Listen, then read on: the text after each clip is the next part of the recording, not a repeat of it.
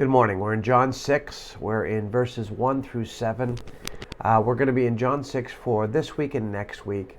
We'll pause and actually move into a different subject for the season of Lent. We're excited about that new project before returning back to John after Easter. Let me read the text for you. Sometime after this, Jesus crossed to the far shore of the Sea of Galilee, that is, the Sea of Tiberias. And a great crowd of people followed him because they saw the signs he had performed by healing the sick. Jesus went up on a mountainside and sat down with his disciples. The Jewish Passover festival was near. When Jesus looked up and saw a great crowd coming towards him, he said to Philip, "Where shall we buy bread for these people to eat?" He asked this only to test them, for he already had in mind what he was going to do.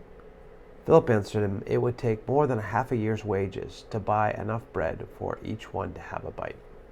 A couple interesting things here. First of all, Jesus, there's a great stirring around Jesus. He's performed many signs and miracles. And in this rural place, Jesus has taken his disciples, and again, perhaps the setting of teaching his disciples more thoroughly, they've gone to the top of this mountain. And from that vantage point, they can observe a crowd coming towards them. Now, we know, of course, that this crowd is made up of people who are desperate for Jesus' touch, but it also is made up of people who want to see a show. They want to see Jesus do his miracles and do his signs. They want to see something new. Excuse me. Jesus, observing the crowd and knowing they're far away from any other town, asked Philip this really interesting question.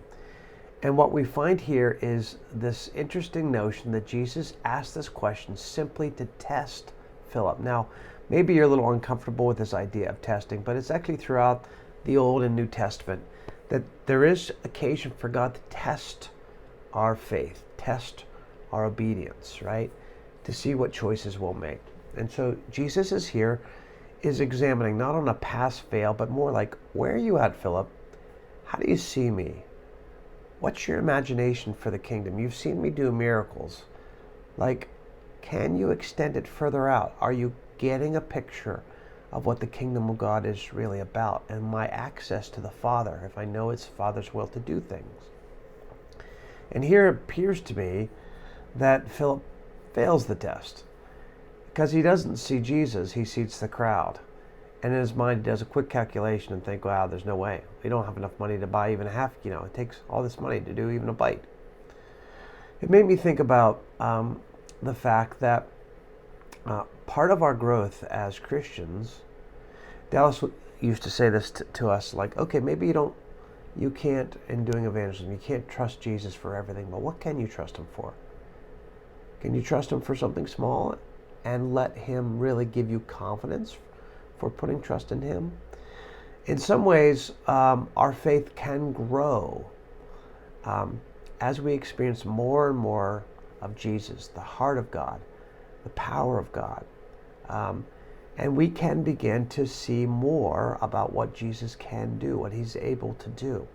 And perhaps in this part of Philip's own journey, he couldn't see Jesus as able to do this one thing. It seemed over the top, impossible. I'd love to know whether Philip, 20 or 30 years later, could have believed Jesus for a lot more. Maybe his faith had grown. And I would guess that there were occasions, perhaps many after the resurrection, in the role that Philip himself played in the early church, where he didn't just pass the test, he passed with flying colors because he believed Jesus for great things. It made me want to grow my imagination for believing Jesus for more. Maybe that's something you can think about today with me. Grace and peace.